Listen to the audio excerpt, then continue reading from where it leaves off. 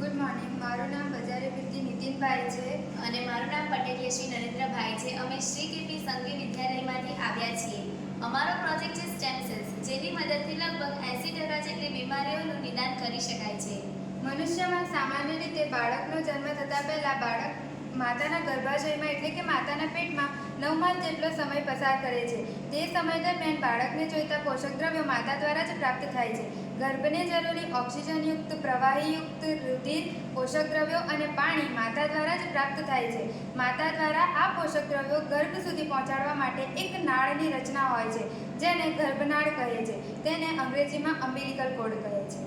વર્ષો જૂની પ્રથા પ્રમાણે આ નાળને કાપ્યા બાદ તેનો યોગ્ય નિકાલ કરવામાં આવતો હતો, પરંતુ આધુનિક સંશોધનો દ્વારા જાણવામાં આવ્યું છે કે આ નાળને કાપ્યા બાદ તેમાં રહેલા રક્તનો સંગ્રહ કરવો જોઈએ, કારણ કે આ રક્તમાં સ્ટેમ સેલ્સ રહેલા હોય છે.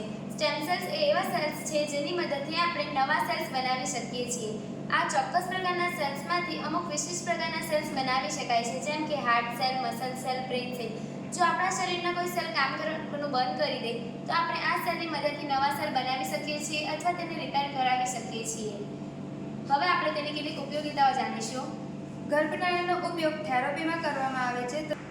ગર્ભનાળનો ઉપયોગ થેરાપીમાં કરવામાં આવે છે તથા તેનો ઉપયોગ ક્ષય જેટલા મોટા રોગો કે જેમાં 6 પ્રકારના કેન્સર સામેલ હોય છે તેનું નિદાન કરવા માટે પણ થાય છે. જો આ નાળને સુધી રાખવામાં આવે અને ત્યારબાદ કાપવામાં આવે તો તેના ઘણા ફાયદાઓ છે, જેમ કે બાળકને 30% રક્ત પૂરું પડે છે, જેથી તેને તેના પ્રથમ શ્વાસ માટે રક્ત પૂરું પડે છે. બાળકના રક્તમાં ખામી થતાં લ્યુકેમિયા કે એનેમિયા જેવા રોગો થવાની સંભાવના નહિવત બની જાય છે. માતાના શુદ્ધ રક્તનો વ્યય થતો નથી. બાળકને રક્તમાં હિમોગ્લોબિન અને પ્રોટીન પૂરતા પ્રમાણમાં મળી રહે છે.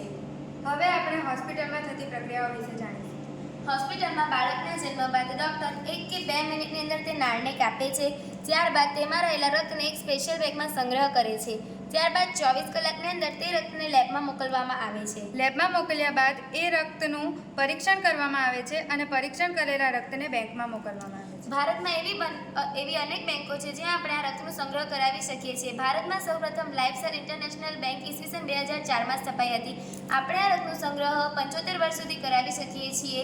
જીવન Stem Cell Foundation Bank, LifeCell International Bank, Path Care Lab વગેરે ભારતમાં બેંકો કાર્યરત છે. હવે તેનો સ્ટોર બેંકમાં કઈ રીતે કરવામાં આવે છે તે વિશે જાણીશું.